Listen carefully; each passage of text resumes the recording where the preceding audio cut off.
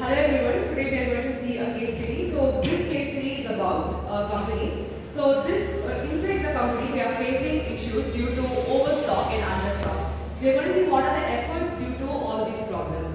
So if there is overstock in the company, so we will be facing this blockage of working capital. So due to that, since it is stored in the inventories, it will be very difficult for us to use our capital in other manufacturing or other activities in the business.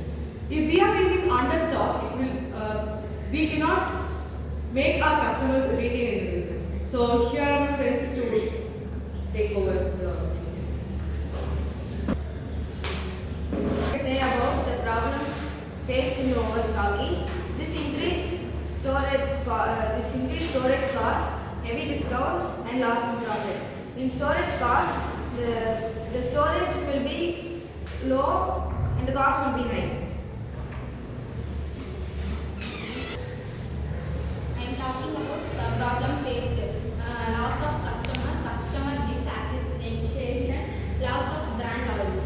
That's all. So here what we see is nothing but when there is no inventory, what are the problems a supermarket or any type of store will be facing, and when there is more of the stock, any type of brand, it may be clothing, it may be footwear or anything for that matter, even a local supermarket.